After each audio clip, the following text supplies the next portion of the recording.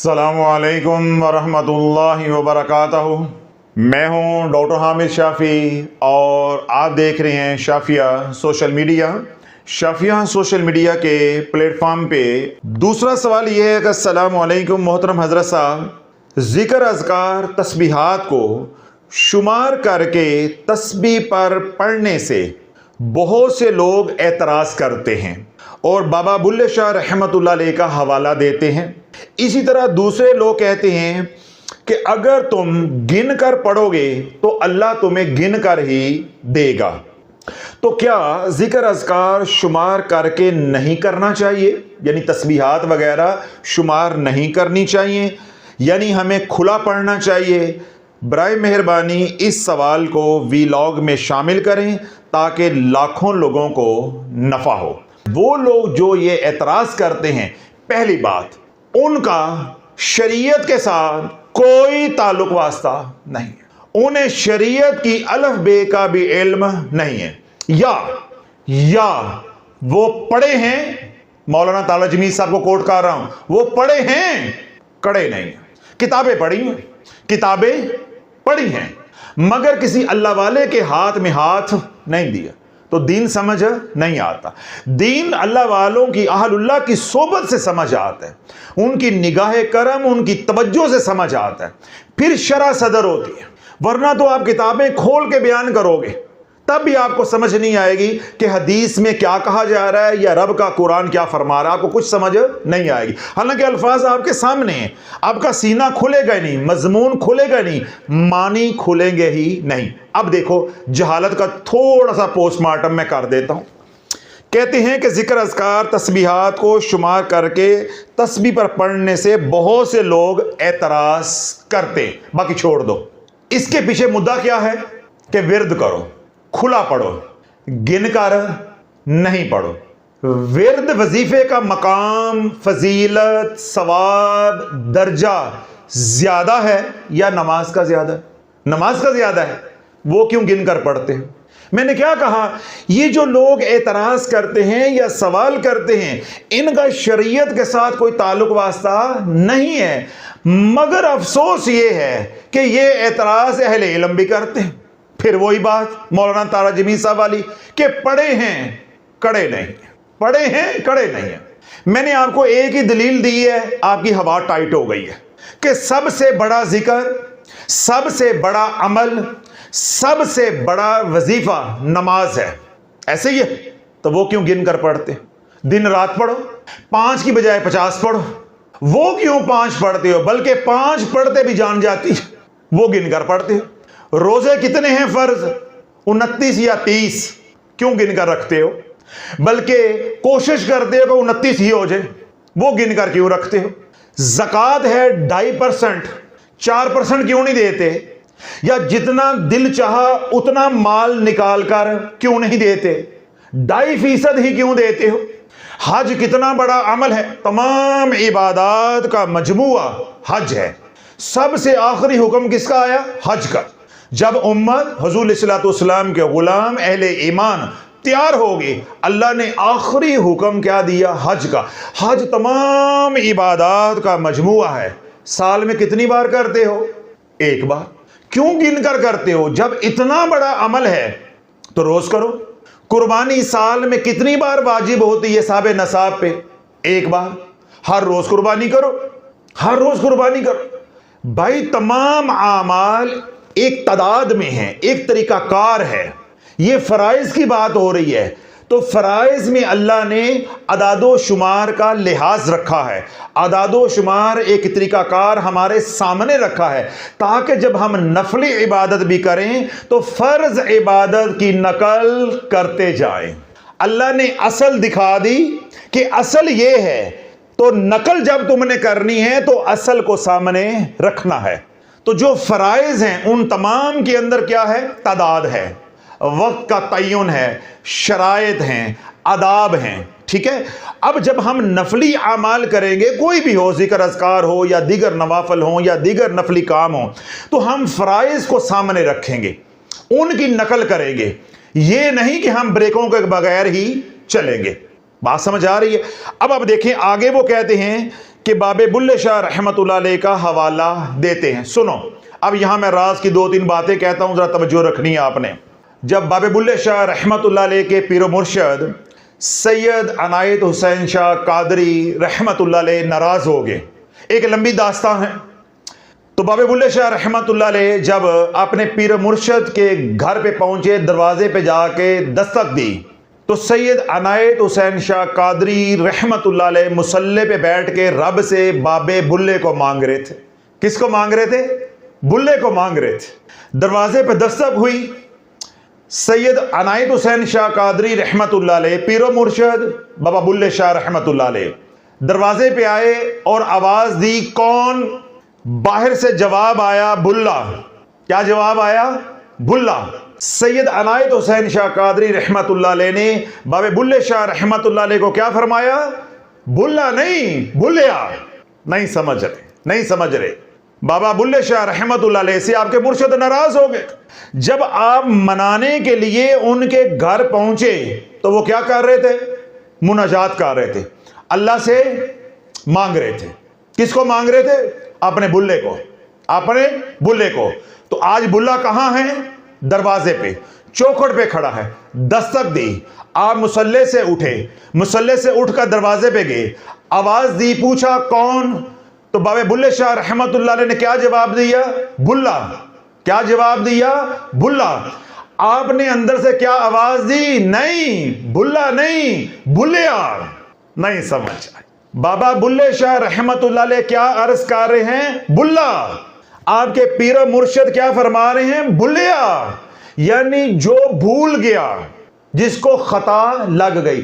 तो बाबा बुल्ले शाह रहमतुल्लाह अलैह वलिये कामिल है, तो वलिये कामिल को गिनकर जिक्र करने की जरूरत नहीं होती। कभी आपने सूरत फातिहा कायदा देखकर पढ़ी है, सुपारा देखकर पढ़ी है? आपको अजबर हो गई हुई है। ऐसे ही अल्लाह वालों का जब लतीफ़ा सुल्तान अल अज़कार जारी हो जाता है, फिर चाह के भी जिक्र रोका नहीं जा सकता। हवाला दिया जा रहा है बाबा बुल्ले शाह रहमतुल्लाह अलैह का। मैंने क्या दलील दी है कि जब लतीफ़ा सुल्तान अल अज़कार जारी हो जाता है, रोंगटे के अंदर, हर खुलिये के अंदर, सेल के अंदर अल्लाह अल्लाह अल्लाह हो रही होती है। इसको कहते हैं जिक्र बेअख्तियारी। ये जो तस्बीह हम करते हैं, ये जिक्र अख्तियारी है, हमें करना पड़ता है। हम करेंगे तो ये होगा, नहीं करेंगे तो नहीं होगा। ये जो मैं बात कर रहा हूं, ये जिक्र बेअख्तियारी है। यानी जिक्र करते करते आप मकामे फनाइयत पे पहुंच गए। बातें मुश्किल शुरू हो गई हैं, तवज्जो रखिएगा। जिक्र करते करते आप मकामे फनाइयत पे पहुंच गए, तो जो फना हो गया उसे तो होश ही नहीं है कि जाकर कौन है तो मज़कूर कौन है, उसे तो होश ही नहीं। मुझे बताओ, जिसको अपनी होश नहीं है उसको तस्बीह का ख्याल होगा या गिनती का ख्याल होगा? अल्लाह वालों, यही मैं रोता हूं कि बात कुछ करते हो और हमारे से जवाब की तवक्को कुछ और करते हो। हवाले वलिये कामल के दे रहे हो और जवाब चाह रहे हो कि अवाम को सामने रख कर बात की जाए। भाई, अवाम को शुमार करने की भी ज़रूरत है और अवाम को इस तस्बीह की भी ज़रूरत है, अवाम को मुर्शद की भी ज़रूरत है और अवाम को डंडे की भी ज़रूरत है। बाबे बुल्ले शाह को या इस मकाम पे अगर कोई पहुंच गया हुआ है तो उसको ना शुमार करने की ज़रूरत है, ना तस्बीह की कोई ज़रूरत है और ना ही कोई ज़ाहरी मुर्शद की ज़रूरत है। क्यों? अब उसका हाथ हजूर अलैहिस्सलातु वस्सलाम के हाथ में है। अब उसकी रूह हजूर अलैहिस्सलातु वस्सलाम की रूह मुबारक के साथ जुड़ चुकी है। अब लेने वाला जाने और देने वाला जाने। वो तो अब हर वक्त हालते इस्तगराक में है, हर वक्त अनवारो तजल्लियात का नजूल हो रहा है और उसका गोश्त पोस्ट जो है, एक एक रोंगटा, एक एक खुलिया अल्लाह अल्लाह अल्लाह अल्लाह कर रहा है। मुझे बताओ, वो गिनेगा? मैंने कहा अल्लाह, तवज्जो रखिएगा, मैंने क्या कहा? अल्लाह। कितनी बार कहा है? बहुत मुश्किल सवाल मैंने कर लिया है। मैंने कहा अल्लाह, कितनी बार कहा है? एक बार। जब अल्लाह के वली ने कहा अल्लाह, तो 1,36,00,000 रगें जो हमारे बदन के अंदर हैं, हर रग कहती है अल्लाह अल्लाह अल्लाह। मैंने एक बार कहा अल्लाह, तो मैंने एक बार कहा। अल्लाह के वली ने कहा अल्लाह, तो हर खुलिया कहेगा अल्लाह अल्लाह अल्लाह। आज आपने अपनी खाला AI से, अपनी खाला AI से, आर्टिफिशियल इंटेलिजेंस से या चैट GPT से पूछना है अपनी फूफी से कि एक इंसान के अंदर कितने सेल्स होते हैं। तो जो रखिएगा, बड़ी मार्फत की बात आपको दे रहा हूं कि आज आपने अपनी खाला AI से या चैट GPT अपनी फूफी से पूछना है कि एक इंसान के अंदर कितने खुलिये होते हैं, कितने सेल्स होते हैं। जब हर खुलिया अल्लाह कहेगा तो जितने अरब खुलिये हैं उतने अरब अल्लाह कहने का सवाब एक वलिये कामिल के नामाए आमाल में लिखा जाता है, जिनके बारे में हम कहते हैं कि हम पीरों फकीरों को नहीं मानते। यह है निस्बत, यह है वलायत, यह है राह सलूक। तुम एक बार अल्लाह कहोगे, जिस तरह मैं बोल रहा हूं अल्लाह अल्लाह अल्लाह, बस 3 बार, तो वलिये कामिल 3 बार कहेगा तो जितने अरब सेल्स हैं उनके साथ मल्टीप्लाई किया जाएगा। हम तो अल्लाह वाले उनके जूतों में नहीं बैठ सकते, जूते उठाना तो बड़ी दूर की बात, जूते उठाना तो बड़ी दूर की बात है।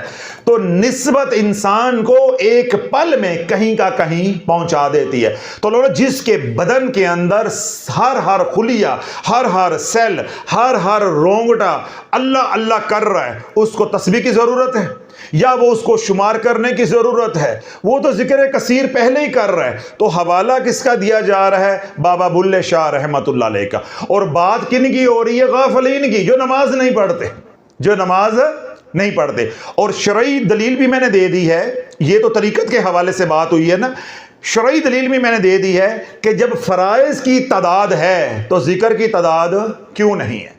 हाँ, अल्लाह ने दुरूदो सलाम कसीर पढ़ने का हुक्म दिया है। तवज्जो रखिएगा, बात खत्म कर रहा हूं।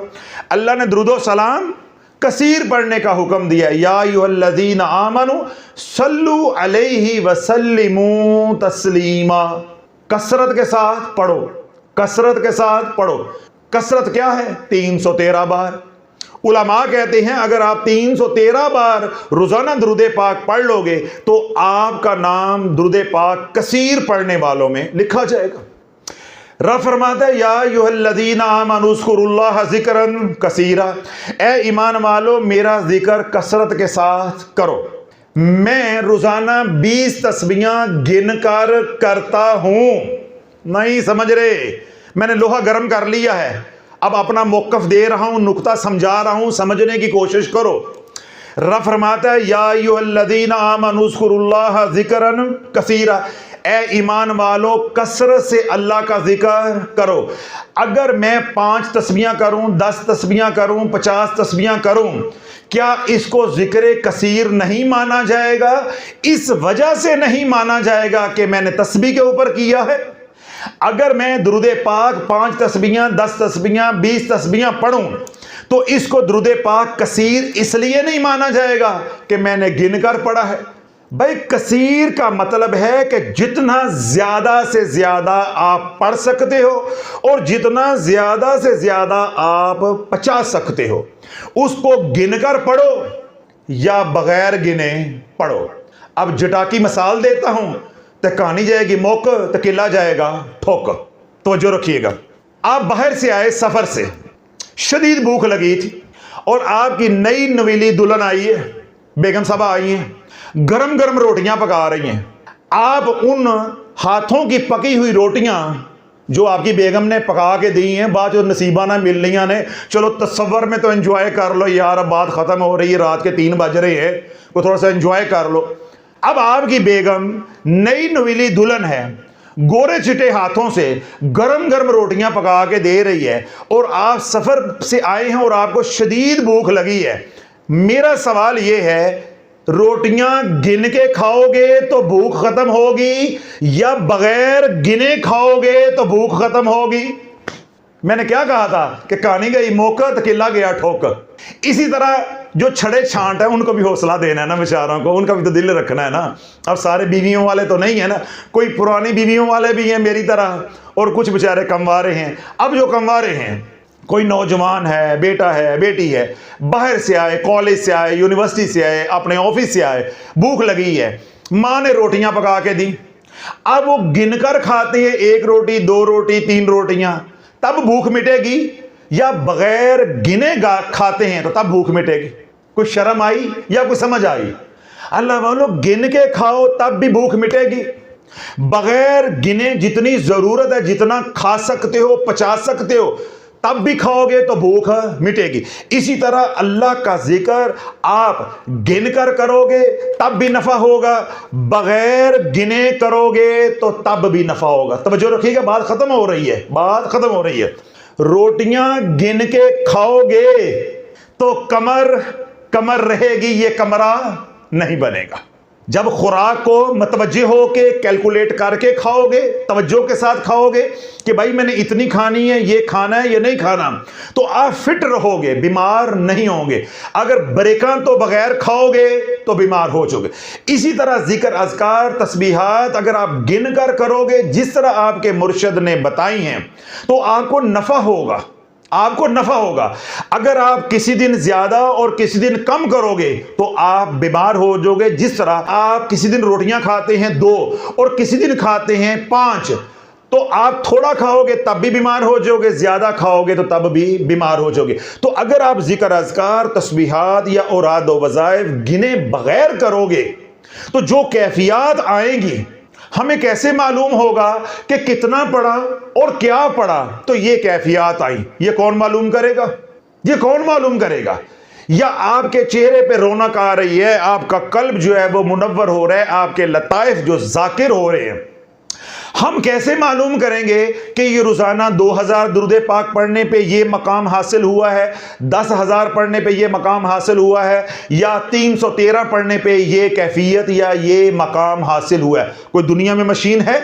अल्लाह वालों, जब औरादो वज़ाइफ की दुनिया में आ जाते हैं तो फिर घिन कर पढ़ते हैं, चाहे जिक्र, अज़कार हो, कुछ भी हो। क्यों?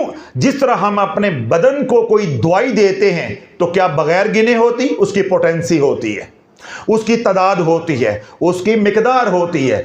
और इसी तरह जब हम आमाल की दुनिया में आ जाते हैं तो आमाल की मिकदार भी होती है, आमाल की तादाद भी होती है, और कंसल्टेंट की, मुर्शद की इजाज़त और मशवरा भी शामिल हाल होता है। जिस तरह बदन का मामला हो तो डॉक्टर से पूछ कर चलते हैं, इसी तरह अमलियात का, आमाल का, रूहानियत का, तसव्वुफ का, तज़किया नफ्स का या एहसान का मामला हो, मसला हो, तो फिर अपने मुर्शिद से पूछकर, मशवरा करके, इजाज़त लेकर, दुआ करवा कर चलते हैं। अब कहानी सारी समझ आ गई।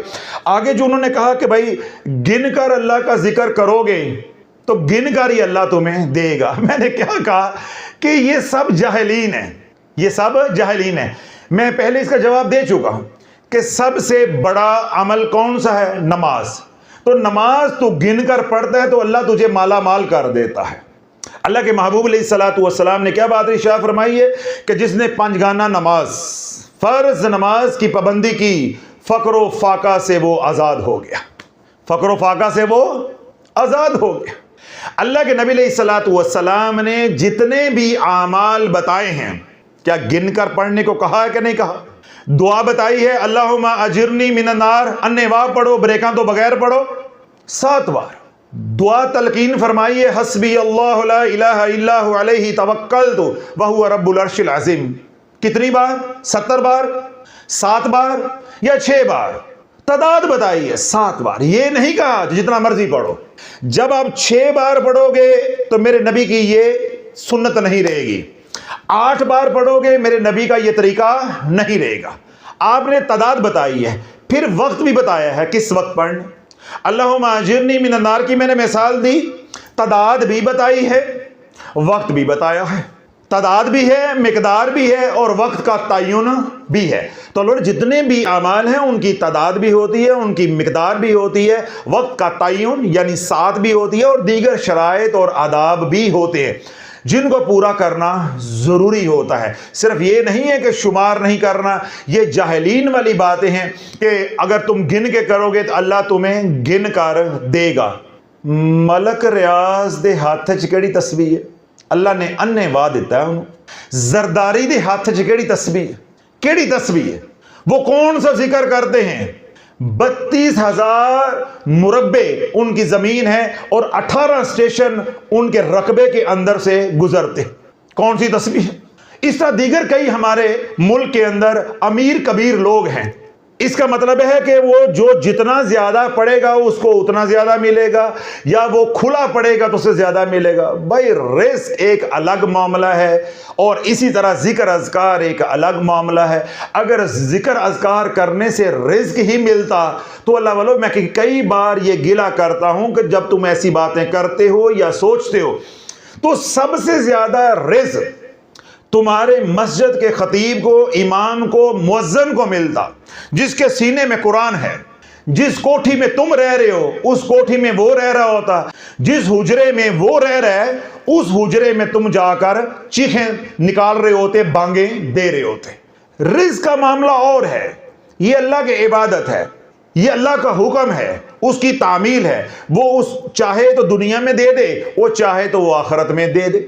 बात समझ आ रही? और अल्लाह वालों, अगर जिक्र अज़कार करने से रिज़्क़ जो है बगैर हिसाब के मिलता है तो कितने औलिया अल्लाह मशाए हैं कि जिनके बदन के ऊपर कपड़े पूरे नहीं होते थे, कपड़े पूरे नहीं होते थे। और सबसे बड़ी मिसाल अल्लाह वालों, मैं सामने बैठा हूं, सारी जिंदगी मैंने लगा दी, 34वां साल मुझे शुरू हो गया है। अगर तस्बीहात जिक्र अज़कार करने से ये सब कुछ होता है, पूरी दुनिया को अल्हम्दुलिल्लाह लेके चल रहा हूं और 13 साल से पीरी मुरीदी कर रहा हूं। लाखों लोग एक दिन में अल्हम्दुलिल्लाह सिर्फ खिज़री अमल ही लाखों बार पढ़ते हैं, बाकी अमल तो दूर की बात है। मैं तो आज तक ना अपना घर बना सका हूं, ना कोठी बनी है और ना खानका बनी है। इतनी मेरी रूहानी औलाद होने के बावजूद मैं अभी तक अपनी कोठी नहीं बना सका, अपना घर नहीं बना सका और खानका नहीं बना सका, अपना कुछ सेटअप नहीं बना सका। हम इसी जगह को तमाम मकासद के लिए इस्तेमाल किए जा रहे और अल्लाह का शुक्र अदा करते। हम ये कहते हैं अगर ये भी ना होता तो फिर हम क्या करते? जितना अल्लाह ने दिया है उसकी रजा पे राजी। तो अगर औरादो वज़ाइफ खुले करने से या गिन के करने से रिस्क बढ़ता है तो फिर सारे बढ़ा लेते। हाँ, अल्लाह का जिक्र औरादो वज़ाइफ जो तुम्हारे मुकद्दर का रिस्क है, उस रास्ते में जो रुकावटें हैं उसको दूर करता है। बस इससे ऊपर नहीं है। तुम्हें उतना ही मिलना है जितना तुम्हारा मुकद्दर हो चुका है। जो तुम्हारे रास्ते में शयातीन मिनल जिन्नती वन्नास, जिन्नात में जो शयातीन है और इंसानों में जो शयातीन है, जो कहते हैं पैसे लगाओ तो फाइल चलेगी। जब आप जिक्र अज़कार करोगे, आमाल वाली दुनिया में आ जाओगे तो अल्लाह रब्बुल इज़्ज़त तुम्हारे रास्ते में जो स्पीड ब्रेकर हैं, जिक्र की बरकत से और आदो वज़ाइफ की बरकत से, आमाल की बरकत से ख़त्म कर देगा। जो तुम्हारा मुकद्दर है वो बाआसानी तुम्हें मिल जाएगा और दूसरा उसमें अल्लाह बरकत शामिल फरमा देगा। बस खलास, इससे ऊपर कुछ नहीं है। मैंने दलील दी है और अपनी दी है कि 34वां साल है मुझे और 13 साल मुझे पीरी मुरीदी करते हो गए हैं, तो मैं अपनी कोठी नहीं, बंगला नहीं बना सका, खानका नहीं बना सका। अगर वज़ाइफ से ही होता है तो मैं क्यों नहीं बना सका? मैंने क्या कहा कि रिस्क जब आप 4 महीने के थे आपके मुकद्दर कर दिया गया है कि कितना मिलना है। बस आगे आप जिक्र अज़कार करोगे, तस्बीहात करोगे, अल्लाह की नाफरमानी से बचोगे, शरीयत के ऐन मुताबिक जिंदगी गुजारने की कोशिश करोगे, आपको आपका हिस्सा आसानी के साथ मिलता रहेगा। और अगर आप अल्लाह की नाफरमानी करोगे, गफलत वाली जिंदगी गुजारोगे, तो आपको आपका हिस्सा मिलकर रहेगा, लेकिन मुश्किलात बर्दाश्त करने के बाद मिलेगा। और जब मिलेगा तो हंडाना नसीब नहीं होगा, यानी बरकत नहीं होगी। ये कुल फलसफा है औरादो वज़ाइफ का। तो आज मैंने लगे हाथ वो कीड़ा भी आप लोगों के दिमाग से निकाल दिया है कि ए पढ़ो तो इंज हो जाता है, तो ए पढ़ो तो इंज हो जाता है। ये कीड़ा भी मैंने कोशिश की है कि आपके दिमाग से निकल जाए कि इन बातों का जो जाहिलीन करते हैं शरीयत के साथ या हकीकत के साथ कोई ताल्लुक वास्ता नहीं है। आप बिल्कुल अल्लाह का जिक्र जो है गिन कर करें, और अगर आप मकाम फनाइयत पे पहुंच गए हैं तो मैंने क्या कहा, अब आपको ना तस्बीह की ज़रूरत है ना मुसल्ले की ज़रूरत है। अब जिक्र बेअख्तियारी शुरू हो चुका है। अब आप चाह के भी इस जिक्र को रोक नहीं सकते। लेकिन जो जिक्र लिसानी है यानी ज़ुबान से करने वाला जो जिक्र है वो गिन कर ही करना है। चाहे आप हमारे मकाम पे हैं, चाहे कोई वली कामिल है, चाहे कोई आम है, चाहे कोई ख़ास है, सबको गिन कर ही करना पड़ता है। राबिया बसरी हों, हसन बसरी हों, जब बात दुआ की जिक्र की होगी अल्लाहुम्मा अजिरनी मिनन नार, वो भी 7 बार ही पढ़ेंगे। जब बात होगी अल्लाह की याद की, अल्लाह अल्लाह अल्लाहू की यानी जिक्र खफी की, तो फिर उसका कोई हिसाब नहीं है। चाहे वली कामिल हो, चाहे अल्लाह आपके लताइफ जो है वो जारी कर दे। दूसरी मैंने आपको दलील दी है कि आप रोटियां गिनकर खाओ। अगर चावल खा रहे हो तो गिनकर चम्मच मुंह में डालो, हलक में उतारो, भूख आपकी दोनों तरह से मिटकर रहेगी। इसी तरह आप गिनकर पढ़ो या आप विर्द करो बगैर गिने तो आपको अजर व सवाब मिलकर रहेगा। लेकिन अगर आप खाना पीना बगैर ब्रेकों के रखोगे तो मैंने क्या कहा, कुछ भी नहीं होगा, ये कमर कमरा बन जाएगी, ये कमर कमरा बन जाएगी, आप बीमार हो जाओगे। इसी तरह विर्द या औरादो वज़ाइफ या जिक्र अज़कार तस्बीहात आप गिने बगैर और बगैर तफरीक के, बगैर तमीज़ के, बगैर शराइत के, बगैर आदाब के करोगे तो आपकी रूह बीमार हो जाएगी। तीसरी बात आज मैंने ये समझाई है कि जब आप मतवज्जे हो के, कॉन्शियस हो के अमाल करोगे, गिन कर अमाल करोगे, इजाज़त लेके अमाल करोगे, फिर जो अहवाल आएंगे उन अहवाल की तशखीस करना आसान होगा। अल्लाह ना करे किसी मोड़ पे आप जाकर फंस जाते हो, फिर आपको निकालना भी आसान होगा। देखिए जो रजत के मरीज हैं वो क्यों नहीं निकल पा रहे, हमें यही समझ नहीं आती कि इनके ऊपर रजत की समल की आई है। चलो मैं आज लगे हाथ 2 मिनट में ये नुकता भी समझा देता हूं ताकि आज का जो वीलॉग है और मजीद जो है वो मुफीद हो जाए। देखिए ये जो आमलीन हजरात होते हैं पेशावर, इनको आए दिन रजत होती, आए दिन रजत होती है, इनके ऊपर अमल जो है उल्टे पड़ते रहते हैं। ये रजत से क्यों निकल जाते हैं, इन्हें मालूम होता है किस अमल की रजत आई है, हमने कौन सा उल्टा काम किया है और वो रिवर्स हुआ है। इसलिए अमूमी तौर पे जो आमलीन पेशावर होते हैं वो रजत से निकल जाते अमूमी तौर पे, लेकिन अक्सरियत उनकी भी नहीं निकलती।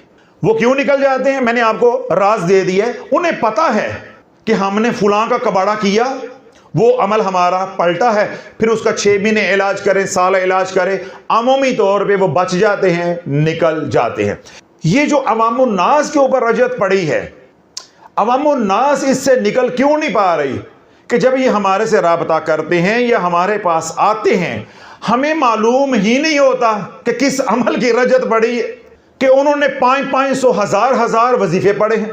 कोई 30 साल की हिस्ट्री लेके आ रहा है, कोई 15 साल की हिस्ट्री लेके आ रहा है, कोई 20 साल की हिस्ट्री लेके आ रहा है, कोई 10 साल की हिस्ट्री लेके आ रहा है, कोई 30 साल की हिस्ट्री लेके आ रहा है। ढेरों उन्होंने आमाल किए हैं, ना उन्हें मालूम होता है ना हमें कुछ मालूम होता है। मैं एक दलील देता हूं तो आज की बात खत्म हो जाएगी। आप शुगर के पेशेंट हैं, क्या है, डायबिटीज मेलाइटिस के पेशेंट हैं। आपने अभी बयान से फारुग होने के बाद चाय पी ली, थोड़ी देर के बाद 15-20 मिनट के बाद आपने मिठाई ले ली, फिर 15-20 मिनट के बाद सोने से पहले आपने खजूर खा ली, फिर आधे घंटे के बाद आपने कहा नींद तो आ नहीं रही तो चलो यार आइसक्रीम खाते हैं, तो आपने आइसक्रीम खा ली। कितने मीठे ले लिए, 4। आपकी शुगर क्या कर गई, शूट। सुबह आप लेबोरेटरी में गए, आपने टेस्ट करवाया, शुगर क्या आएगी, हाई। मुझे बताओ दुनिया में कोई लेबोरेटरी है जो ये बताए कि तेरे ये खाने से शुगर हाई हुई है? लेबोरेटरी सिर्फ इतना बताएगी कि तुम्हारी शुगर हाई है और मीठा खाने से हुई है। अब लेबोरेटरी ये नहीं बता सकती कि खजूर खाने से हाई हुई है, बर्फी खाने से हाई हुई, आइसक्रीम खाने से हाई हुई है या चाय पीने से हाई हुई है। लेबोरेटरी सिर्फ या टेस्ट सिर्फ यह बताएगा कि ज्यादा मीठा खाने से शुगर हाई हुई है। इसी तरह जब रजत के मरीज हमारे पास आते हैं, जब हम उनके ओरा को देखते हैं तो वो काला स्याह होता है। बस हमें यह मालूम हो जाता है कि इतनी स्याही वजीफियां तो बगैर नहीं आती, ब्रेका तो बगैर नहीं आती, इससे ज्यादा हमें कुछ मालूम नहीं होता। अब एक मरीज आया है, उसके ओरा के अंदर हल्की हल्की जुल्मत है। क्या है? हल्की हल्की जुल्मत है।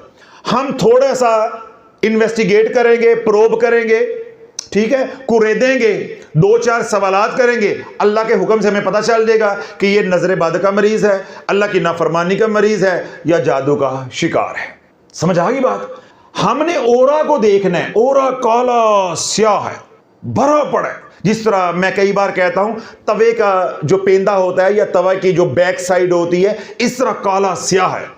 तो ये इतना काला ओरा या जुल्मत का भरा हुआ उस वक्त होता है जब आप कई सालों से वज़ाइफ कर रहे हो और बार बार रजत आपको हो रही हो, यानी पुरानी रजत के आप मरीज होंगे। मुझे बताओ, अब आप में से कोई बैठा है या कोई हमारी माँ बहन बेटी जो सुन रही है या सोशल मीडिया पे कोई सुन रही है, तवा रोटियां पका पका के काला हो गया है, तो कोई माँ बहन बेटी बता सकती है कि किस रोटी ने ज्यादा काला किया है? तो फिर हमारे से क्यों तकाजा करते हो? हजरत साहब हुण असीं इन्नी दूरों आए हैं, दसो तो सही ना साडे नाल की होया है। हजरत साहब असीं इन्ना किराया ला के आए हैं, सानू कोई दसो तो सही ना साडे नाल की होया है, साडे ते किसी ने की वार कीता, साडे ते किसी ने दुश्मनी भी नहीं हैगी। तो दुश्मनी तो अपने हाथों खुद जो वो कमाई होती है, अपने हाथों की कमाई होती है। समझ आ रही बात? तो अल्लाह, ये जो औरादो वज़ाइफ है, जब इनको शराइत के बगैर किया जाता है तो इनका सेटबैक आता है, नेगेटिव एनर्जी जनरेट होती है, शैतानी असरात होते हैं। वो शैतानी असरात जब हमारे ओरा के अंदर आते जाएंगे तो हमारा ओरा जो वो ब्लैकिश होता जाता है। अब अमाल ही इतने हैं तो रजत का इलाज कैसे होगा? रजत का इलाज कैसे होगा? एक आमिल है, वो आकर सीधा सीधा बताता है, जी मैं सूरह मुज़म्मिल पढ़ रहा था, मैंने फुलां बंदे के ऊपर ये वार किया तो मैं रजत का शिकार हो गया। हमें पता चल गया कि ये सूरह मुज़म्मिल की रजत है, हम उसका सूरह मुज़म्मिल के साथ ही इलाज कर देंगे अल्लाह के हुक्म से। एक बंदा आता है, आमिल है, वो आकर बताता है कि मैं सूरह फलक नास का आमिल हूं, मैंने इस अमल को क्रॉस के लिए इस्तेमाल किया, नफरत के लिए इस्तेमाल किया, सजा देने के लिए इस्तेमाल किया, अमल पलटाया, मैं रजत का शिकार हो गया। मुझे मालूम हो गया कि भाई ये बंदा सूरह फलक नास के नीचे आके मरा है, हम इलाज कर देंगे। हुण माइयां दा किंज करा? इस पाकिस्तानी, हिंदुस्तानी, अफगानी, श्रीलंकन, बांग्लादेशी, इनका इलाज कैसे करें? इन्होंने तो कोई अमल छोड़ा ही नहीं, ये तो तवे की तरह काले हैं। तो अगर आपने मेरे से कभी आके ये सवाल करना है कि हज़रत साहब ये तो बताएं हमारे साथ हुआ क्या है, तो फिर आपने ये जवाब भी लेकर आना है कि किस रोटी ने तवा ज्यादा काला किया है। आपने मेरे सवाल का जवाब देना है तो औखा सौखा होकर मैं भी कोई तुहानू टेवा ला के वजीफा दस ही देवांगा कि किस वजीफे ने आपको लीरो लीर किया। तो आज ये बात भी साथ ही होगी। ये थे जी आज के सवालात। दुनिया भर में जो लोग सुन रहे हैं, आप समेत अगर आपका भी कोई सवाल है औरादो वज़ाइफ के बारे में, या आप पहले से इलाज कर रहे हैं और आपको दिक्कत दरपेश है, या औरादो वज़ाइफ या अमलियात की ज़कात या दीगर आमाल के बारे में कुछ आप पूछना चाहते हैं, या रूहानियत या तसव्वुफ़ के बारे में, एहसान या तज़किया नफ्स के बारे में कोई सवाल करना चाहते हैं, तो आप हमारी पेड ऑनलाइन सर्विस से इस्तिफ़ादा कर सकते हैं। 24 घंटे जब चाहें, जिस वक्त चाहें, आप हमें एक वॉइस नोट 3 मिनट से 5 मिनट का ज़्यादा से ज़्यादा सेंड कर सकते हैं। अगर 5 मिनट से ऊपर होगा आपको रिप्लाई नहीं मिलेगा। और अगर आप किसी वजह से वॉइस नोट नहीं सेंड करना चाहते, आप हमें मैसेज कर सकते हैं, टेक्स्ट मैसेज कर सकते हैं। टेक्स्ट मैसेज आप हमें 10 लाइनों का करेंगे, 11 लाइनें भी होंगी, आपको जवाब नहीं मिलेगा।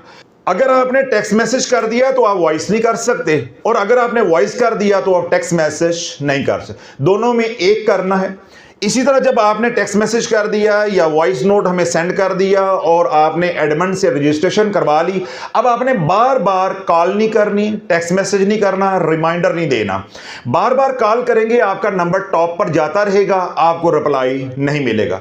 तो ये बुनियादी नकात हैं हमारी पॉलिसी के, वो भी मैंने वाजे कर दी हैं कि किसी को भी हमारी वजह से तकलीफ ना हो, जहमत जो है वो उठाना ना पड़े।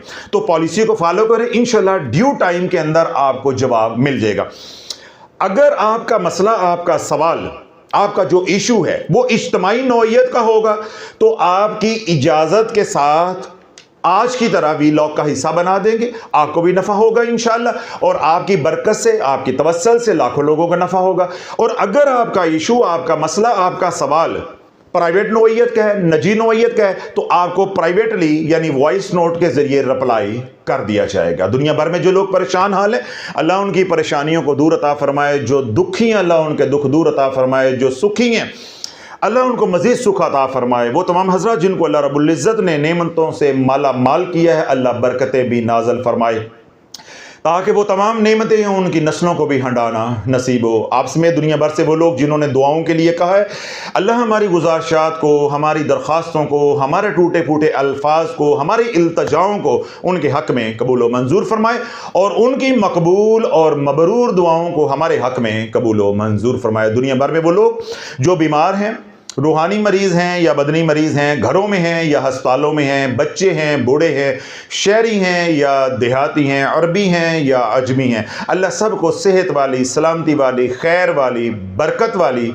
हयाती अता फरमाए। दुनिया भर में वो लोग जो शाफिया रूहानी सेंटर इंटरनेशनल पर आते हैं, खानका दारुश्शिफा में आते हैं, या सिलसिला अलिया कादरिया शाफिया में मुरीद हैं, या दुनिया भर से वो लोग जो शाफिया सोशल मीडिया के मुतल्लकीन हैं, मुहिब्बीन हैं, मुखलिसीन हैं, अल्लाह सब की जान की, माल की, औलाद की, ईमान की, इज़्ज़त की हिफाजत फरमाए।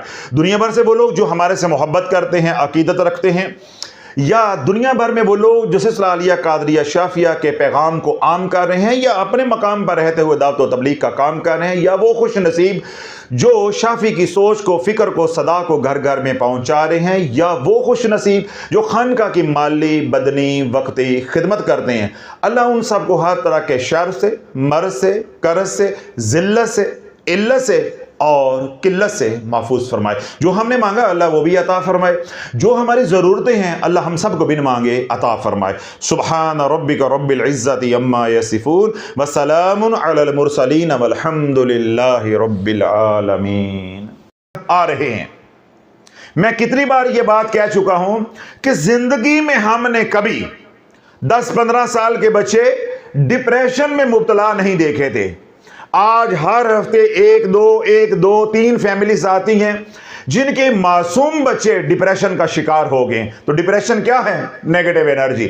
जब ऐसे बच्चे का आप इलाज करोगे, फूंक मारोगे, दम करोगे, वो मैं करूं, कोई प्रोफेशनल करे या मां करे, जो ही आप दम करोगे, तवज्जो करोगे, फूंक मारोगे, नक्श लिख कर दोगे, पानी दम करके दोगे, सारी नेगेटिव एनर्जी आपके ओरा के अंदर आ जाएगी। आपका सर भी पकड़ा जाएगा, आपके कंधे भी पकड़े जाएंगे।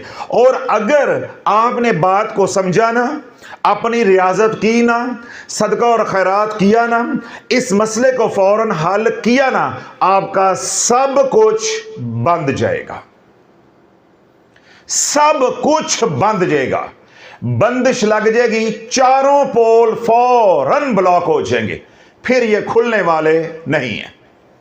क्यों? अगर साउथ पोल पहले ब्लॉक हो गया, मां है, बेटी है, मैं हूं, कोई आमिल है, वो बिस्तर पे लम्बा पड़ गया, तो अमाल कैसे करेगा, इलाज कैसे करेगा? दिन गुजर के 40 इसी गो मगो की कैफियत में, तो फिर तेरा इलाज होने वाला नहीं है। जिसको दम करोगे वो तो भागता फिरेगा, अब तुझे कोई चलाने वाला होगा तो तू चलेगा, वगरना तेरा बैतुल खला जाना भी मुहाल हो जाएगा। यानी ऐसी ला इलाज बीमारियों में तू मुब्तला हो जाएगा जिनका कोई इलाज नहीं होगा। जो पैसा है वो पानी की तरह बह जाएगा, अपने हैं तो पराए हो जाएंगे, जो पराए हैं वो दुश्मन बन जाएंगे, चाहे वो इंसानों में से हैं, चाहे वो जिन्नात में से है। ये है कीमत एक दम की। ये है कीमत एक फूंक की। हजरत साहब फूंक मारने से क्या हो जाता है? ये पीरों ने धंधा बनाया हुआ है, ये पीरों ने कारोबार बनाया हुआ है। आओ इधर देखिए, मेरे पास लोग आते हैं, वो आकर कहते हैं हजरत साहब इस बच्चे की जॉब नहीं है। तो मैं क्या कहता हूं, इधर भी जगह खाली है, इधर भी जगह खाली है, परेशान नहीं हो, शाफी के साथ कुर्सी जोड़कर कुर्सी लगाओ, दावत देता हूं। आप हजरात को मालूम है कि मैं दावतें आम देता हूं कि भाई जब आप ये कहते हो कि पीरों ने धंधा बनाया हुआ है, ये दीन बेचते हैं, ये अल्लाह का नाम बेचते हैं, ये तवीज धागे को कारोबार बनाकर नोट छापते हैं, तो मैं क्या कहता हूं, भाई बेरोजगार हो ना, आपको अड्डे की जरूरत है ना, आपको कारोबार की जरूरत है ना, आपको पैसे की जरूरत है, परेशान क्यों होते हो? शाफी का चला चलाया कारोबार है। इधर एक कुर्सी लगाओ, अगर कोई और भी बेरोजगार है इधर लगाओ, जो मैं कर रहा हूं तुम भी करते जाओ, जो मुझे मिल रहा है तुम्हारी झोली में भी मुंतकल होता जाएगा। आता कोई नहीं है, आता कोई नहीं है। क्यों? जिनको मैं कहता हूं अल्हम्दुलिल्लाह उनको शऊर आ चुका है कि ये दम दरूद की कितनी कीमत अदा करना पड़ती है। मेरे उन सुनने वालों से पूछो जिनको शऊर आ चुका है, जिनको इदराक हासिल हो चुका है कि महज वो पैसा बेचते हैं सदके के लिए, तो जिनको सदके के लिए पैसा बेचते हैं, शाम को उनके साथ क्या होता है, शाम को उनके साथ क्या होता है? ये तो महज अल्लाह वालों सदका है। यहां तो इलाज मुआवजे की बात हो रही है। तो अगर आप इलाज मुआवजा करते हो तो आप ज़हन बना लो कि मैंने अपनी खुशियां बेचनी है। नहीं समझे कि शाफी क्या कह गया है। अगर आपने पेशावर आमिल बनना है मियां इफ्तिखार अहमद साहब की तरह, तो आपको मालूम होना चाहिए कि मैं अपनी खुशियां बेच रहा हूं, अपने बच्चों की मासूम खुशियां बेच रहा हूं, अपनी सेहत बेच रहा हूं, अपने बच्चों की, अपने खानदान की सेहत बेच रहा हूं, अपना वकार बेच रहा हूं, बच्चों का वकार बेच रहा हूं, अपना मुस्तकबिल बेच रहा हूं, बच्चों का नहीं 7 नस्लों का मुस्तकबिल बेच रहा हूं। आज के दौर में अमलियात की इतनी कीमत है, आज के दौर में अमलियात की इतनी कीमत है। अब आपको कहानी समझ आ गई कि शाफी आपके मिन्नतों और तरलों के बावजूद आपका इलाज क्यों नहीं करता, आपसे पैसा क्यों नहीं लेता। कितने लोग हैं जो तरले लेते हैं कि शाफी साहब जितना पैसा मांगोगे हम देंगे, अब हमारा इलाज कर दो, हमारे से पढ़ाई नहीं हो रही, हमें शयातीन पढ़ने नहीं देते, हमें जादूगर पढ़ने नहीं देते, हमें हमारे दुश्मन आमाल करने नहीं देते। तो मैं क्या कहता हूं, ये गली पतली है, इसी से निकल जाओ, सीधा तुम्हारे घर जाती है, ये काम मैं नहीं कर सकता। मेरी कई वजूहात हैं इनकार की, उसमें से एक ये वजह है कि जब मैं इलाज करूंगा तो वो सारी नेगेटिव एनर्जी मेरे पे आएगी। दूसरा क्या होगा कि मियां इफ्तिखार अहमद साहब की तरह अगर मैं इलाज मुआवजे के पैसे लूंगा, तो जो रखिएगा जो कि ममनू नहीं है, मेरे आका अलैहिस्सलातु वस्सलाम ने लिए हैं, तो मैं ज्यादा सखी लजपाल हूं। जब अबू सईद खुदरी रजी अल्लाह ताला अन्हो को अल्लाह के नबी अलैहिस्सलातु वस्सलाम ने एक जमात का अमीर बनाकर भेजा कि जाओ दावत देकर आओ, कबाइल को दावत देकर आओ, दीन इस्लाम की दावत देकर आओ।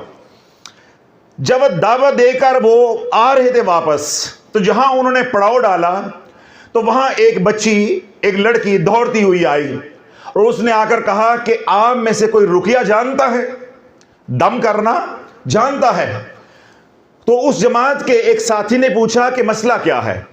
उसने कहा कि मेरा बाप जो है इस कबीले का सरदार है और वो बीमार है, आप में से कोई रुकिया जानता है, दम करना जानता है, जाड़ फूंक जानता है, तो उसका रूहानी इलाज कर दो। तो अबू सईद खुदरी रजी अल्लाह ताला अन्हो की जमात में से एक साथी उठा, उसने कहा मुझे साथ ले जाओ। वो उस बच्ची के साथ चला गया उनके घर, वहां जाकर उस सरदार का रूहानी इलाज किया, झाड़ फूंक की, और वो सरदार उठकर बैठ गया। उस सरदार ने खुशी में 30 बकरियां जो है उस जमात को हिबा की, हदिया की। आज की जुबान में आप फीस कह लो या उजरत कह लो या तोहफा कह लो, जो लफ्ज आपको मुनासिब लगता है, या नजरो न्याज कह लो अगर आपको बात समझ नहीं आई। तो उसने 30 बकरियां नजरो न्याज की मद में दी या फीस की मद में दी। हजरत अबू सईद खुदरी रज़ी अल्लाह ताला अन्हु फरमाते हैं कि मैंने फौरन साथियों से कहा कि हमें मालूम नहीं है कि रुकिया के एवज, दम करने के एवज, जाड़ फूंक करने के बदले में मुआवजा लेना जायज है या नहीं, ये माल हलाल है या हराम है। हम जब तक ये मामला हुज़ूर अलैहिस्सलाम की बारगाह में नहीं ले जाते, हम इस माल को तकसीम नहीं करेंगे, यानी इस माल को अपने इस्तेमाल में नहीं लेकर आएंगे। मदीना पाक पहुंचे, सारी कारगुजारी बारगाह रसालत में पेश कर दी। अल्लाह के नबी अलैहिस्सलाम ने पूछा, पहले मुझे ये बताओ, तुम में से कौन है जो दम करके आया है, जो रुकिया पढ़ कर आया है, सरदार का रूहानी इलाज कर आया, तुम में से कौन है? एक साथी ने हाथ खड़ा किया, हुजूर के गुलाम ने, या रसूलुल्लाह मैं गया था। क्या पढ़ा था? या रसूलुल्लाह मैंने सूरत फातिहा पढ़ी है 7 बार और दम कर दिया है। अल्लाह ने अपने कलाम की बरकत से शिफा अता फरमा दी है। हुजूर अलैहिस्सलाम ने पूछा, तुम्हें कैसे मालूम हो गया कि सूरत फातिहा में शिफा है? अर्ज की, या रसूलुल्लाह बारगाह रसालत से तो ये मोती मिले हैं, आपकी जुबान अक़दस से ये सुना है कि सूरह फातिहा सूरह शाफिया है, सूरह काफिया है, सूरह माफिया है। इसके अंदर 7 समंदर हैं अनवार व तजल्लियात के, फैज़ान के, इल्म व हिकमत के।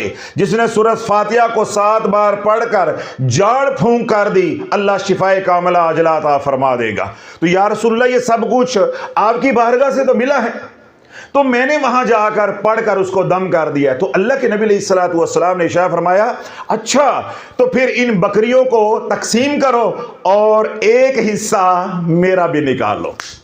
अब कहानी समझ आ गई। ये जो भौंकते हैं, बकवास करते हैं, उनको भी जवाब मिल गया। कहते हैं कि पीरों ने धंधा बनाया हुआ है, ये मियां इफ्तिखार साहब ने धंधा बनाया हुआ है और अब कीमत अदा कर रहे हैं। अगर ये धंधा है, ये कारोबार है, रूहानी इलाज मुआवजा करना जो है ये पेशा है, तो जब तेरे नबी ने मुआवजा ले लिया है तो हम ज्यादा सखी लजपाल है, हम ज्यादा सखी लजपाल हैं उनसे। जब शरन ये ममनू नहीं है, तेरे बच्चों को कारी साहब कुरान पढ़ाने आते हैं, नहीं समझ रहे या ज्यादा समझ गए हो, तेरे बच्चों को कारी साहब कुरान पढ़ाने आते हैं, वो मुआवजा लें तो जायज है। मैं कुरान पढ़ के इलाज करूं और अपने वक्त का मुआवजा लूं तो हराम है। शेख अब्दुर्रहमान सुदैस हरमे पाक में नमाज पढ़ाएं तो ब्लैंक चेक ले तो हलाल है। कोई आमिल अपने वक्त का मुआवजा ले तो हराम है। तेरे मस्जिद का मौलवी नमाजें पढ़ाए तो तनख्वाह ले, मुअज्जिन मस्जिद की सफाई करे तो तनख्वाह ले, रमजानुल मुबारक में तरावियां पढ़ाई जाए, मुसल्ला पढ़ाया जाए तो उजरत ली जाए, मुआवजा लिया जाए, वो सब जायज़ है। मदारस में उलामा अपनी तनख्वाह लें, मुफस्सिर कुरान भी और शेखुल हदीस भी, ये सब जायज़ है। मियाँ इफ्तिखार अहमद साहब अगर किसी से 200-400 500 या 1000-2000 ले ले तो ये धंधा हो गया। ये कुल आपका इल्म है, ये कुल आपका शऊर है कि आप पीरों के ऊपर, आमलीन के ऊपर, रूहानी मौलजीन के ऊपर जो तबर्रे बोलते हो, अपनी दुनिया भी बर्बाद कर लेते हो और अपनी आखिरत भी बर्बाद कर लेते हो। तो आज मैंने ये मसला भी समझाने की कोशिश की है कि अगर कोई रूहानी मौलज है, कोई आमिल है, मैं हूं, ABC कोई भी है, अगर वो मुआवजा लेता है तो वो अपने वक्त का मुआवजा लेता है, अपने वक्त की उजरत लेता है। मिसाल के तौर पे मैं हूं, हम किसी की बात नहीं करते, मैं हूं, मैं आपका इलाज करता हूं, चाहे यहां करता हूं या आपके घर में आकर करता हूं, मुझे सिर्फ ये समझा दो कि मैं आपका पाबंद हूं। मेरे ऊपर कौन सी मुसीबत आई है कि मैं आपका इलाज करूं और आपके पीछे अपने बच्चों को बर्बाद करवा लो, आपके पीछे शयातीन जिन्नात को अपना दुश्मन बना लो। मुझे क्या मुसीबत आई है? अब आपके अंदर आवाज आ रही है सवाब का काम है। क्या सवाब का काम यही रह गया है और कोई सवाब का काम नहीं है? जो शेख अब्दुल रहमान सुदैस साहब तरावियां पढ़ाते हैं, नमाजें पढ़ाते हैं, हरम में ड्यूटी करते हैं, वो सवाब का काम नहीं है? जो तेरी मस्जिद में कारी साहब नमाजें पढ़ाते हैं, वो सवाब का काम नहीं है? या जो तेरे बच्चों को कारी साहब नाजरा या हिफ्स करवा रहे हैं, वो सवाब का काम नहीं है? एक दम दरूद करना ही सवाब का काम रह गया है। तो भाई सवाब का काम है तो सवाब का काम हम भी मानते हैं। जो पैसा आमिल लेता है या रूहानी मुआलज लेता है या बदनी डॉक्टर लेता है, मेडिकल डॉक्टर लेता है, वो फीस लेता है अपने वक्त की, अपने वक्त की। जिस तरह मैंने कहा कि हम किसी की बात नहीं करते, मैं हूं, अब मैं रातों को उठ के तेरे लिए पढ़ाई कर रहा हूं। क्यों करूं? मैं क्यों करूं? तू मेरा क्या लगता है? मैं क्यों करूं पढ़ाई तेरे लिए उठकर? मैं अपना वक्त क्यों तेरे पे लगाऊं? या तो मैंने तेरा कोई देना है, या मैं तेरा मकरूज हूं, या मैं तेरा गुलाम हूं। बता ना कौन सी कमजोरी है मेरी जो तेरे हाथ आई हुई है और मैं ब्लैकमेल हो रहा हूं कि तेरा इलाज करूंगा। हजरत साहब गरीब के दरजान तकरीबन का काम ही कोई नहीं। यह भी मसला आज समझ लो, यह गरीबों का काम ही नहीं है। शाफी ने हर राज खोल दिया उम्मत पे कि गुर्बत का चूरन यहां नहीं बेचना, यहां नहीं बिकेगा। गुर्बत का चूरन यहां नहीं बेचना, शाफी के सामने नहीं बिकेगा। अपनी गुर्बत है या अपनी अमारत है, अपने घर में रखो। इसलिए यहां आने वाले से ना पूछा जाता है कि तू क्या करता है, तू अमीर है या गरीब है। यहां आने वाले को सिर्फ पाबंद किया जाता है कि यह निजाम चाहे अच्छा है चाहे बुरा है, बस इसकी पाबंदी करो, खलास। जो यहां के असूलो जवाबत हैं उनकी पासदारी करो। हमें तुम्हारी गुर्बत से कोई सरोकार नहीं है, हमें तुम्हारी अमारत से कोई सरोकार नहीं है। भाई अगर तुम गरीब हो, यह बदनी इलाज नहीं है, यह रूहानी इलाज है। और रूहानी इलाज का आसान तरीन तरीका, मसनून तरीका, तमाम अंबिया अलैहिस्सलाम की जो सुन्नत है वो दुआ है। तो खुद कर। इसलिए मैंने कहा है कि हमारे पास आकर गुर्बत का चूरन नहीं बेचना। बदनी इलाज एक और मामला है। अगर किसी के पास पैसे नहीं है तो उसे भी इलाज की जरूरत है। रूहानी इलाज एक और मामला है। अगर आप पैसे देकर किसी आमिल से इलाज नहीं करवा सकते तो आप खुद कर लो, और अगर आपको नहीं आता तो अल्लाह से दुआ कर लो। मैंने क्या दलील दी है कि दुआ से बड़ा कोई अमल नहीं है। सैयदना आदम अलैहिस्सलाम से लेके हुजूर अलैहिस्सलाम तक किसी भी नबी पे किसी भी तरह की कोई भी आजमाइश आई है तो क्या उन्होंने तवीज़ दागा किया है? उन्होंने झाड़ फूंक की है? उन्होंने दुआ की है। तो तू अपनी गुर्बत का चूरन क्यों बेचता फिर रहा है? जो जी हम गरीब आदमी हैं, गरीब आदमी किधर जाए? तो मैंने फिर गरीब आदमी की बोलती बंद कर दी है कि हर जगह गरीब आदमी गरीब आदमी गरीब आदमी।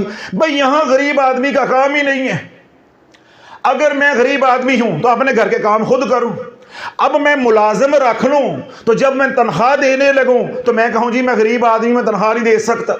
ये कहां का इंसाफ है? एक खातून है, वो कहती है मैंने बर्तन नहीं मांजने, मुझे मासी चाहिए। सारा महीने अब मासी बर्तन धोए, बर्तन मांजे, घर की सफाइयां करे। जब वो महीने के आखिर पे तनख्वाह मांगे, असी गरीब आदमी हैं, असी गरीब आदमी हैं। भाई आप गरीब आदमी हो तो अपने कपड़े खुद धो, अपने बर्तन खुद धोएं, अपने बर्तन खुद मांजो, अपने काम खुद करो। और इसी तरह अगर अल्लाह न करे आप गरीब हैं, गरीब होना कोई ऐब नहीं है, चूरन बेचना ऐब है। गरीब होना कोई ऐब नहीं है, ना अमीर होना कोई फख्र की बात है। आज जो अमीर है कल गरीब भी हो सकता है, और जो गरीब है वो कल अमीर भी, यानी आने वाले दिन में अमीर भी हो सकता है। हमेशा बादशाह किसकी है? अल्लाह की। आज अमीर है कल गरीब हो जाएगा, जो गरीब है वो अमीर हो जाएगा। तो ये चूरन ना बेचा करो। अगर आप वाकई ही इलाज चाहते हो और आपके पास पैसा नहीं है, आप किसी रूहानी मुआलिज के पास जाते हो, पैसा मांगता है, अपने वक्त का पैसा मांगता है या और लवाजमात का पैसा मांगता है, आपके पास नहीं है, तो मत कपड़ा उठाकर अपना पेट दिखाओ, अपने हालात बताओ कि मैं मजबूर हूं। मैंने क्या कहा? अल्लाह से मांगो, अल्लाह से मांगो। ना कोई शराइत, ना कोई खर्चा, रातों को उठकर अल्लाह से मांगो कि या अल्लाह मैं बीमार हूं, तू इलाज के जरिए भी मुझे सेहत देने पे कादिर है और दुआ के जरिए, लवाजमात के जरिए, अरोमा थेरेपी के जरिए या इसके बगैर भी तू शिफा देने पे कादिर है। तो या अल्लाह मेरे पास खर्च करने के लिए कुछ नहीं है, तू महज मेरे अल्फाज को कबूल कर ले, मुझे या मेरे बच्चों को जिसका मसला है या जिसके लिए दुआ कर रहे हो, या अल्लाह उसको शिफाए कामला आजला अता फरमा दे। मुझे बताओ ये कौन से मुश्किल फिक्रे हैं, ये कौन सा मसला फिसागोरस है, ये कौन सी रॉकेट साइंस है जिसके लिए शाफी का होना जरूरी है या किसी पीर का होना जरूरी है? तो अगर हो हड हराम, अगर हो काम चोर, तो लाला पैसे देने पड़ेंगे, पैसे देने पड़ेंगे। ये दोनों मसले भी आपको बुनियादी समझ आ गए कि मियां इफ्तिखार अहमद साहब जो लोगों से मुआवजा लेके इलाज करते हैं, मुआवजा गलत नहीं है, वो ले सकते हैं, वो लाख रुपया ले, 10 लाख ले, देने वाला जाने और लेने वाला जाने। बात जो समझाना चाह रहा हूं, जिधर मैं आपको लेकर आना चाह रहा हूं, आज के दौर में अगर आपने प्रोफेशनली काम करना है, नहीं तवज्जो बांध रही है आपकी, तवज्जो नहीं बांध रही। आज के दौर में अगर आपने इस अमलियात के मैदान को अपना शोबा, अपना पेशा, अपना प्रोफेशन बनाना है, कमाई का जरिया बनाना है, अखा मार लो, कन्ना चुंगलियां भी मार लो। अब देखो मैं तुम्हारे आगे हाथ जोड़ रहा, तुम्हारे आगे हाथ जोड़ रहा हूं, मजदूरी कर लो, मेहनत कर लो, कशकोल लेके भीख मांग लो, ये तुम्हारे आगे हाथ जोड़ रहा हूं, ये काम नहीं करना, तुम्हारा सब कुछ उजड़ जाएगा। तुम रोटी के लिए काम कर रहे हो, तुम मौत मांगोगे, तुम्हें मौत नहीं मिलेगी। मुझे नहीं मालूम कि मियां इफ्तिखार साहब रुपया लेते हैं या 100 लेते हैं, मुझे यह मालूम है वो पैसे लेते हैं, ये मालूम नहीं कितने लेते हैं। तो मैंने अभी क्या कहा है थोड़ी देर पहले, लाख लेते हैं या 10 लाख लेते हैं, जब खुशियां ही अपनी ना रही तो पैसा बदल तो नहीं हो सकता, उस पैसे का क्या फायदा। अब मेरे पास पैसा है, मैं खा नहीं सकता, इस्तेमाल कर नहीं सकता, उस पैसे का क्या फायदा। या मेरे बच्चों को उस पैसे का नफा नहीं हो रहा तो उस पैसे का क्या फायदा। तो अल्लाह बोले ये बात भी आज मैंने समझा दी है। अगर आप पर तोल रहे हो, क्या कर रहे हो, पर तोल रहे हो कि मैं भी ज़कात दूंगा तो मैं भी शाफी बन जाऊंगा, मैं भी रूहानी इलाज मुआवजा करूंगा, या मैं भी आमिल बन जाऊंगा, तो मैंने आपको क्या कहा कि अपनी आंखें भी मार लो और कानों में उंगलियां भी मार लो। फिर मैंने आपके सामने हाथ भी 2 बार जोड़े हैं महज अल्लाह के लिए कि किसी तरह आपको बात समझ आ जाए। आज के दौर में यह करने वाला काम नहीं है, आज के दौर में यह करने वाला काम नहीं है। मैंने क्या कहा कि मासूम बच्चे पंड भर भर के नेगेटिव एनर्जी लेकर आ रहे हैं, इतनी नेगेटिव एनर्जी, मासूम बच्चे, आप फूंक मारते हैं सारी नहुसत आपके ऊपर आ जाती, आपके सारे पोल ब्लॉक हो जाते हैं। ये मासूम बच्चों की बात कर रहा हूं, बेटों और बेटियों की बात कर रहा हूं। तो जब तुम रजत के मरीज को दम करोगे जो हमारे साथ लाखों में जुड़े हैं, जब मसान के जादू का इलाज करोगे, उस मरीज का इलाज मुआवजा करोगे, बंदिश का इलाज करोगे, फिर क्या होगा। कैंसर का मरीज है, उसका इलाज करोगे।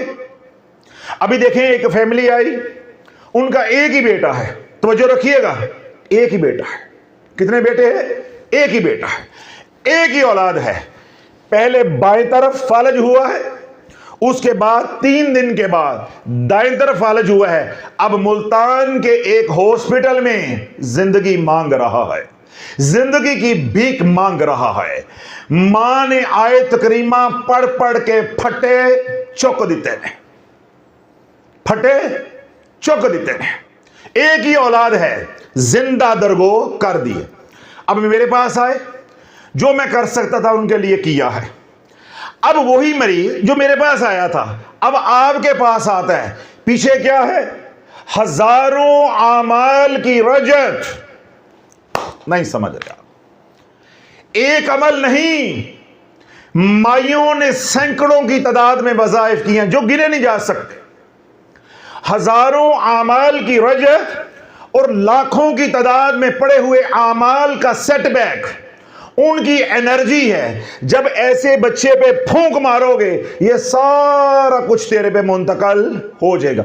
अल्लाह ना करे, अल्लाह ना करे, तू ऐसे बच्चे का इलाज करता है, तूने लिया है 1 लाख रुपया, तूने लिया है 2 लाख रुपया, तूने लिया है 10,000 रुपया, तेरा तवज्जो करो जरा, तेरा अपना बच्चा उसी हॉस्पिटल में, उसी बेड पे, उसी बीमारी के साथ पहुंच गया, कौन जिम्मेदार होगा?